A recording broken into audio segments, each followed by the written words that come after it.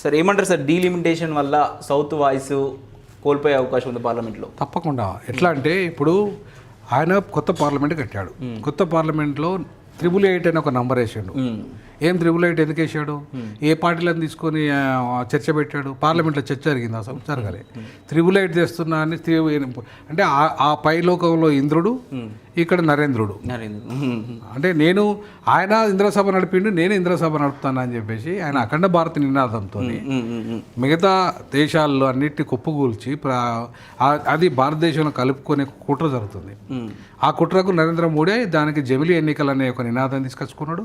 ఆ జమిలీ ఎన్నికల పేరుతో ఇక్కడ వాటిల్లో ఇక్కడ ఉత్తరాది వాళ్ళు, ఇక దక్షిణాది వాళ్ళు ఏం మాట్లాడకుండా సైలెంట్గా, ఈశాన్య రాష్ట్రాలు అయితే పాపం ఏం మాట్లాడలేరు. వాళ్ళు 11 మంది సభ్యులే ఉన్నారు మొత్తంగా. కాబట్టి ఇవాళ 130 మంది సభ్యులు మన దగ్గర ఉన్నాం. మనం పెరుగుతున్నది ఎంతమంది? ఈ డీలిమిటేషన్లో మనకు 28 మంది పెరుగుతున్నారు మొత్తం. అంటే 130 కాస్త 160 అయితే అనుకుందాం, అంతే. 30 పెరుగుతుంది. కానీ వాళ్ళు ఎంతమంది పెరుగుతున్నారు అంటే 159 మంది పెరుగుతున్నారు. అంటే ఇప్పుడున్న సీట్లు కాక ఇప్పటికే వాళ్ళు కేవలము నార్త్ ఇండియా సీట్లే 303 సీట్లు ఉన్నాయి, మళ్ళీ మధ్య భారతదేశం కాకుండా. నార్త్ ఇండియా సీట్లు అంటే ఒక్క ఉత్తరప్రదేశ్ 80 సీట్లు ఉన్నాయి. అది 63 పెరుగుతున్నాయి ఒక్క సీట్. అంటే 80 + 63 ఎంత అయితే చూడండి, అంటే 142, 143 అయితే. అంటే అంటే ఒక బ్రిటన్తో సమానం. ఒక్క ఉత్తరప్రదేశ్ ఒక బ్రిటన్ దేశం కంటే డబుల్ ఉంటుంది. మరి ఇవాళ మీ ఉత్తరాది ఆధిపత్యం కోసము ఈ దేశంలో డీలిమిటేషన్ తీసుకొచ్చి, మరి ఆమె తెలీదో కదా ఇందిరాగాంధీ ఏమన్నా 30 ఏళ్ళు ఎందుకు ఫ్రీజ్ పెట్టింది? ఇట్లాంటి సమస్య వస్తుందనే కదా. నేను వాజ్పేయి మీ కూడా కదా, మీ కూడా 30 ఏళ్ళు కూడా ఎందుకు ఫ్రీజ్ పెట్టిండు? నువ్వు కూడా ఎందుకు పెట్టావు? నువ్వు కూడా పెట్టు ఫ్రీజ్, 30 ఏళ్ళు ఫ్రీజ్ పెట్టి స్టాండ్ స్టిల్ తీసుకురా. అట్లనే 130 ఉంటాయి దేశంలో, 540 కూడా పెట్టేసాయి.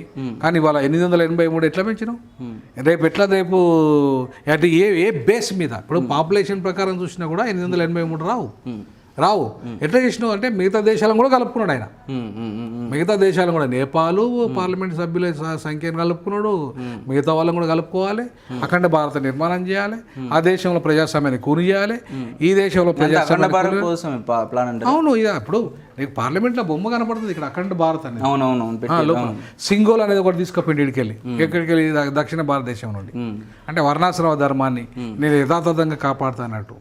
అది అర్థమైంది. అఖండ భారతం అంటే మీరు తప్పు పడుతురా అంటే కావద్దంటారా? అవును కదండి. ఇప్పుడు ఏ దేశంకి ఆ దేశం ఒక ప్రత్యేక దేశం ఎందుకు ఏర్పడదండి? ఇప్పుడు even south Korea, north Korea విడిపోయింది. ఎందుకు విడిపోయినాయి? సౌత్ మీద వివక్షత ఉంది అని విడిపోయింది కదా. ఇవాళ అఖండ భారత్ పేరు మీద, అఖండ భారత్లు అంటే అర్థం, ఆఫ్ఘనిస్తాన్ ఒక సపరేట్ ఒక దేశం ఎందుకు పోయింది? వాళ్ళ ప్రాంతం సపరేట్, ట్రైబల్స్ వాళ్ళ అస్తిత్వం వేరు. పాకిస్తాన్ వాళ్ళ అస్తిత్వం వేరు, బంగ్లాదేశ్ అస్తిత్వం వేరు, దక్షిణాది వాళ్ళ అస్తిత్వం వేరు, ఉత్తరాది వాళ్ళ అస్తిత్వం వేరు. మా పాలన మేము ఇప్పుడు తెలంగాణ ప్రత్యేక రాష్ట్రం ఎందుకు కావాలన్నామండి? మన నిధులు, మన నియమకాలు అంతే కదా. ఇప్పుడు కూడా దక్షిణాది వాళ్ళు కూడా అదే అడుగుతున్నారు. మా ప్రాంతము, మా నిధులు, మేము 61% పన్ను కడితే నువ్వు 39% పన్ను కడుతూ మీ దేశాన్ని పరిపాలిస్తూ, పార్లమెంట్ ప్రధాని నువ్వే, స్పీకర్ నువ్వే, రాష్ట్రపతి నువ్వే, కేంద్ర మంత్రివర్గం అంతా నువ్వే, మొత్తం నీది ఆధిపత్యమే. దేశం అంటే నీ ఒక్కడిదేనా? మరి మేము లేమా అలా? మేము ఓట్లు ఎత్తలేమా? మరి అటువంటిప్పుడు ఇక మరి కాదు, మేము లేనప్పుడు మాకు సపరేట్ దేశం ఇవ్వ. మరి ఇప్పుడు మా అస్తిత్వం లేనప్పుడు, మా ప్రశ్నే నీ దగ్గర ఉత్పన్నం కానప్పుడు మరి మాకెందుకు వస్తున్నావు మమ్మల్ని ఆడ? మరి మమ్మల్ని అసలు నా మాత్రం ఎందుకు చేస్తున్నావు? నీకు ఇష్టం అంటే నీ 80 సీట్లో ఒక రాష్ట్రం ఉంటుంది, ఒక నాగాలాండ్, ఒక కోయిమా, చిన్నవి ఒక 2-3 ఎంపీలు ఉంటాయా? అంటే అది కూడా ఒక రాష్ట్రమే కదా. 80 ఎంపీలు ఒక రాష్ట్రమే అయితే ఒక ఎంపీ ఉన్నోడు కూడా ఒక రాష్ట్రమే ఉంటాడా? సో కాబట్టి ఇది అన్యాయము. ఇప్పటికైనా రాష్ట్రాల పునర్విభజన జరగాలి. అది కూడా 3 కోట్ల జనాభాతో ఒక రాష్ట్రం ఏర్పడాలి. ఇక్కడ ఇంకో బాధ అనిపిస్తుంది సార్, డీల్ లిమిటేషన్ జరగడానికి అందరూ యాక్సెప్ట్. కాకపోతే ఈ విధానం తప్పు, జనాభా ప్రాతిపదికన వద్దు. సో దీన్ని ఎలా తీసుకున్నారు? రాష్ట్రాల వారీగా 30%, ప్రతి రాష్ట్రానికి 30% పెంచండి. అట్లా సౌత్ నుంచి అడుగుతా ఉన్నారు. తప్పు, అట్లా చేయి. ఇప్పుడు అట్లా జనాభా దావాష పద్ధతిలో చేయకు. ఫర్ ఎగ్జాంపుల్ 80 ఉన్నాయి, ఇంకో 20 కలుపాడ.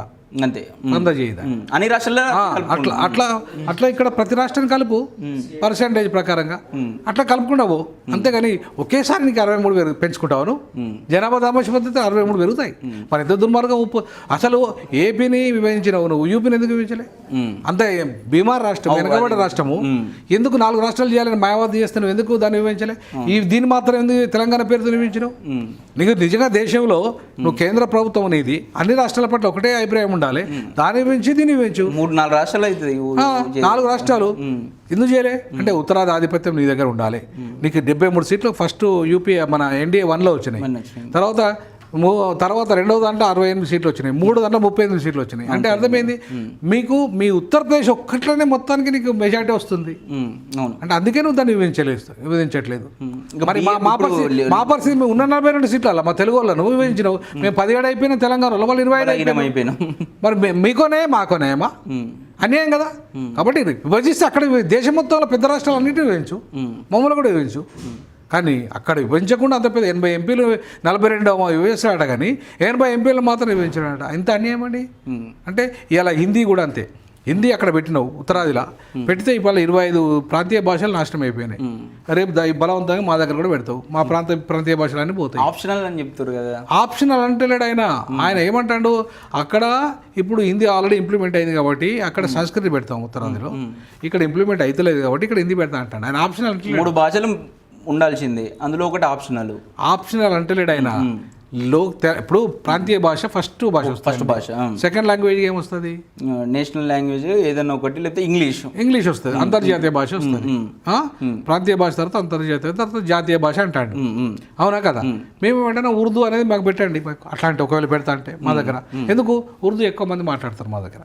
అవునా, ముస్లిమ్స్ ఎక్కువ ఉన్నారు కదా. ఆంధ్ర, తెలంగాణ, కర్ణాటక ఇట్లా అన్నిట్లల్లో మాకు ఉర్దూ పెట్టు. ఇంకో భాషగా మేము ఆప్షన్ తీసుకుంటాం. ఉర్దూ మాకు హిందీ వద్దు, ఉర్దూ తీసుకోండి మేము ఆప్షన్గా. నేషనల్ భాషలు అంటే 2 చూసుకుంటాం కదా, సంస్కృత్ ఒకటి, ఇంకోటి హిందీ. అసలు నేషనల్ భాష లేదు ఇండియాలో. ఇండియాలో ఎక్కడ ఉంది? కాదు, ఇండియాలో నేషనల్ భాష లేదు. ఒక ఓటు స్పీకర్ ఓటు వేస్తే నీకు నేషనల్ భాష అవుతుందా?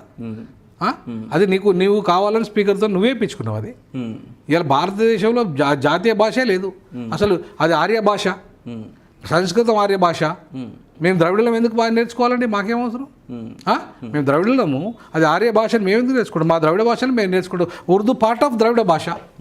మా దగ్గర వచ్చి మా ప్రాంత ప్రజలు మాట్లాడే భాష, మేము అది నేర్చుకుంటాం. మాకు కావాలంటే మా ముస్లిం సోదరులు మా వాళ్ళు వాళ్ళతో వాళ్ళ భాషను మేము నేర్చుకుంటాం. మేము హిందీ ఎందుకు నేర్చుకుంటాం అండి? మేము సంస్కృతం ఎందుకు నేర్చుకుంటాం? మాకేమవసరం? మాకు అసలు దాంతో ఉపయోగం లేదు, ఉపాధి లేదు. మేము ఎందుకు నేర్చుకోవాలి? అంతో ఇంత ఉర్దూతో ఉపయోగం ఉంటుంది, ఎందుకంటే మా వంతుని మాట్లాడుకోవాలి కాబట్టి. అవునా, కమ్యూనికేషన్ చేసుకోవాలి కాబట్టి. ఇంగ్లీష్ అనేది మాకు ఉపాధి కోసం, జాబ్ కోసం.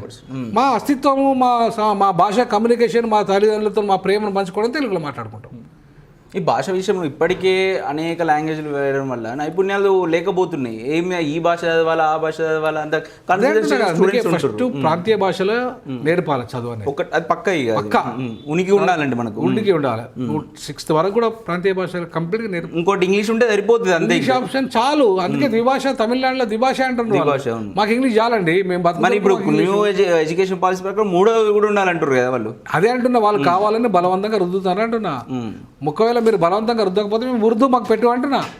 మా దక్షిణాదికి ఉర్దూ పెట్టు, దక్షిణాది మొత్తం ఉర్దూ పెట్టు. మాకు ముస్లిమ్స్ ఉన్నారు మా సోదరులు, వాళ్ళు మా తెలుగు మాట్లాడతారు చాలా మంది.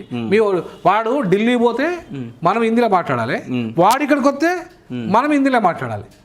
అంటే వాడు మాత్రం తెలుగు నేర్చుకోడు, వాడు మాత్రం తమిళ్ నేర్చుకోడా. అంటే వాడిని ఆధిపత్యం చూడు.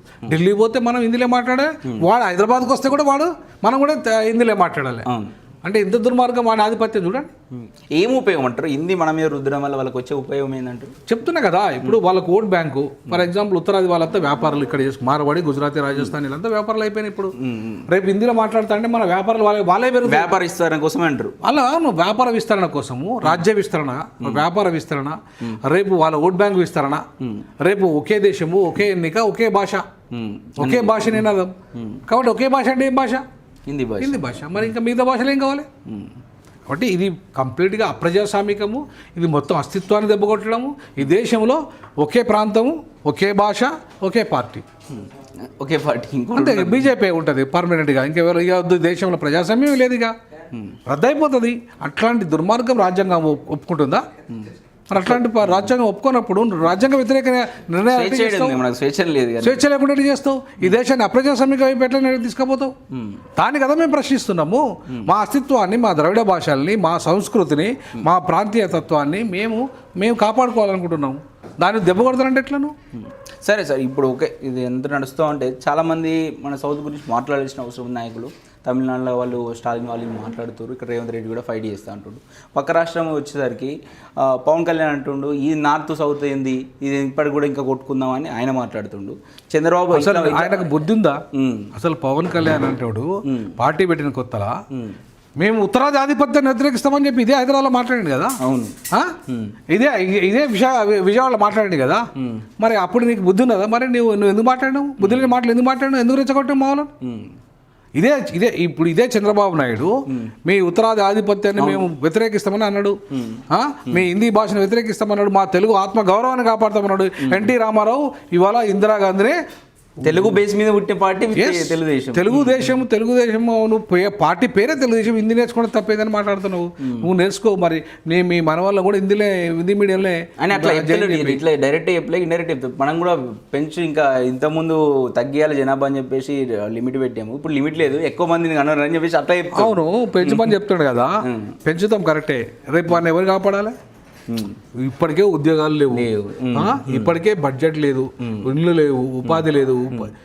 వాళ్ళని ఎవరు పోషించాలి? 10 మందిని గంట ఎవరు పోషించాలి? నాకేం లేనప్పుడు ఎట్లా పోషిస్తారు? అంటే ఇవాళ దరిద్రం చేద్దాం అనుకుంటున్నావు. దక్షిణాది వాళ్ళందరినీ దరిద్రం చేసి పడేద్దాం, పేదరికంలో పోతారు, పేదరికంలోకి నెట్టి పడతాము. మాకు అవసరమైందండి.